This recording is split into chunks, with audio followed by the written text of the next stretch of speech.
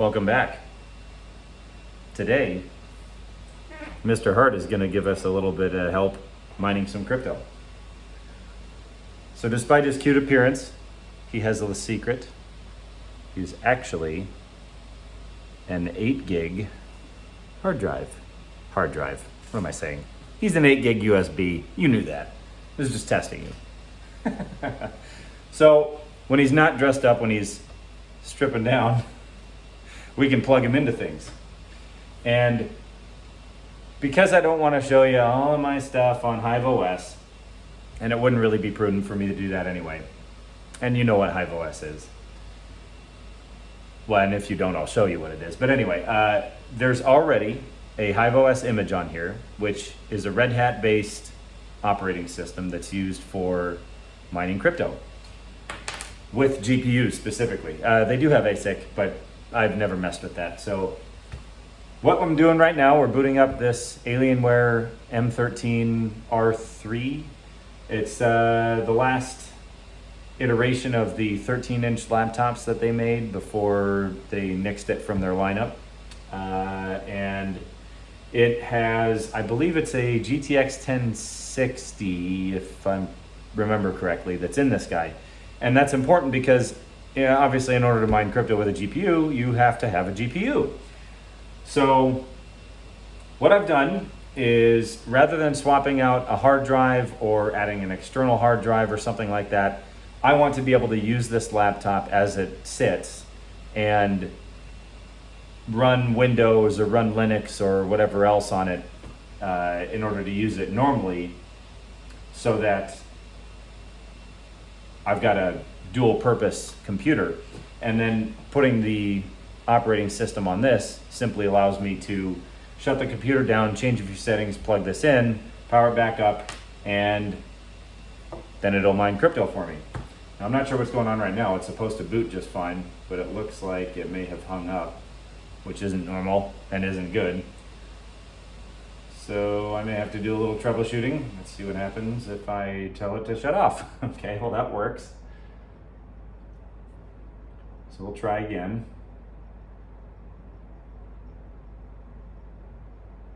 Okay, there we go. Now it's checking the media presence. And the reason it may be having some trouble is because since I've disconnected this and I've changed the boot settings back to UEFI, which I'll get into that in a minute, it's searching for media and it doesn't find USB. And the next thing in its lineup for booting up order is to look in the SSD, and this time it worked. Now, I don't know exactly why it took so long the last time, and I'm not gonna look a gift horse in the mouth for now. But all we're doing with this is opening this up, and I'm gonna show you the etcher that I use.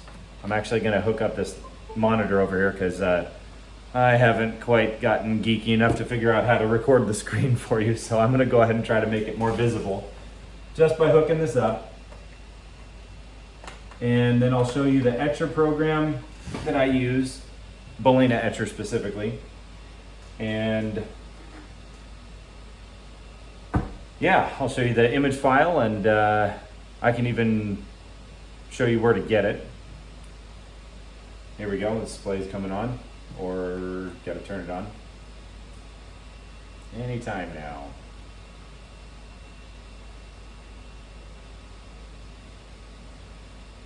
Anytime there, big fella.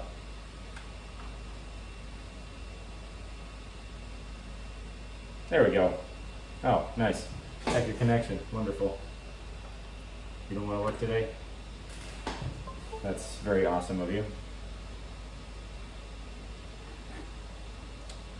Wow. Computers, am I right? Okay, so I'm going to open up that file for you, or that executable. I've got it under my computer science and mining programs. And Nord, of course, is going to boot up all on its own and try to interrupt me. That's great, Nord. Thank you. I appreciate that you connected. That's awesome. Let me start Balena etcher, please.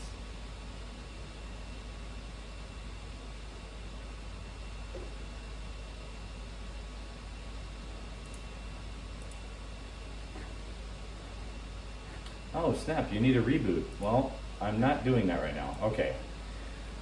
Oy. Sometimes you have to wait a little longer than you want to. Okay, so I'm gonna bring you over here for a second so you can see this a little bit more easily. So Balena Etcher, real simple program, flash from file, and it's gonna open up my directory. This is where I've got a couple of different images stored. The current one is 222. I believe that's the one that they currently have available. You can see I've got a Kali Linux ISO in there too. So I'm going to select this, click open. It's going to automatically give me the option to flash. Now, obviously, I don't want to actually do that because the USB that I have is already flashed with that image, and I can show you. Now, because it's a Linux image, Windows isn't going to recognize it, and unless I mount it, which I could do because I've got a few Windows System Linux distributions on here that I could go into and find it, mount it, and then we could see the actual files in there. I could even log into and have logged into the Red Hat in there, but there you go. Here's, as you can see, Hive root, and there's the image that's loaded. So this is what it will look like when you're finished. And if you're doing this from a Windows laptop and you load that image, then obviously once you've finished, because it's a Linux distribution, your computer is not going to recognize that drive unless you mount it. Now that's a whole big pain that you probably don't want to go through if you don't have to. So my suggestion, if you want to just double check and make sure it actually has the operating system on it before you go to the trouble to try to boot to it, download Disk Genius. That's what I use for this. It will recognize just about anything. I think actually everything that you could potentially mount on here, unless it's like some proprietary stuff. But yeah, every time I've done something like that and had a drive not able to be recognized by Windows, this was a lot easier than trying to go and mount the drive and go find it. So there you go. There's the image. So we're going to close this. And now here comes the interesting part. So because this is a Red Hat image, it will not boot in the UEFI environment. Now, my understanding of why is not very thorough, and I'm continuing to learn about it.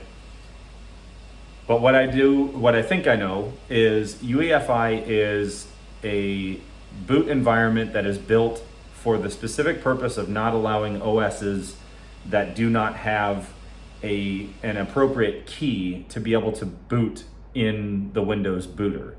So the purpose for that is so that somebody who builds an OS like a Kali Linux or something like that that wants to put something on your computer that you don't want on your computer in order to get your information, put something on there, whatever, it's not going to be able to boot to that OS because it won't have the correct key signature. Now, I'm sure that there are some whiz kids out there that have some way of getting around it, but for all intents and purposes, that is the purpose of the UEFI. So now we're in the BIOS, and I'll bring you over here again. Right, had some technical difficulties, but here we are. So once we're in the BIOS, we're going to go to the boot options, and as you can see, I've already got it set back to legacy, but I'm going to show you what this looks like. So secure boot enabled. Okay, so to boot to my Windows system, this is what it looks like. UEFI is listed as the boot option, and then secure boot is enabled. Now, like I mentioned before, you can't boot to a Red Hat system using this setting unless it's a certain distribution of Red Hat that has UEFI capability because it has a UEFI key. Now, in a future video, I'm going to actually try to make that key on this HiveOS that I've got on my Mr. Hart thumb drive. But for now, the easiest method to do this is simply come into your BIOS, first you have to disable secure boot, And this is, of course, assuming that your machine doesn't already boot to legacy. If it boots to legacy, then this isn't necessary, strictly speaking. But once you've disabled secure boot, you go up to UEFI, change to legacy. It gives you the warning, same as before. Select yes. And now, this is the important part. You have to make sure that the first priority for booting is the USB storage device. If you don't have that selected, it will automatically boot to the hard drive, which is what most computers are already set to do. Some of them will have the CD drive first. That's also something you can move if you want to, or you can leave it up there, because obviously if you don't have a CD drive connected, like this Alienware doesn't come with one, or if you want to have the ability to put a CD in and just have it boot from the CD, then you can leave it as is. But for the purposes of this, we're going to put USB first and hard drive second. We're going to go ahead and save changes and reset. But before we do, let's make sure we plug in Mr. Hart right in the side. There we go. And enter. Save configuration and reset. Yes. Okay. Hi. Now let's see what happens. It's going to take a minute. Usually does. There's the blue backlight in the keyboard. Oh, there it goes. Okay. Shouldn't be much longer now. And load up. Almost there. Come on. Oh, there are the fans. Okay. Now what we can do, I'm going to go ahead and just move this around so you can see the options here. Advanced options for HiveOS. I don't remember what's in that menu. So you know what, let's take a look. Okay. So you've got a recovery mode and yeah, Linux 5.15. I'm pretty sure that's a Red Hat distro. Have to look that one up, but yeah. So we select that and it should start its boot process. This is what it looks like. Of course, my screen is very reflective, so now you can see me, but there we go. And what'll happen, because this laptop's screen has really high resolution capability, it's gonna change in just a moment. Yeah, change the text and then changes resolution. There we go. Now it's even smaller and now my camera can't focus on it. Come on, there we go. Okay. And there's Hive. Yeah, it doesn't like that at all. Come on, buddy. There we go. Okay. And this is what the normal boot process looks like for HiveOS. And if you're doing for this for the first time, this is the thing that I'm not going to go over in this video, but I'm going to tell you now.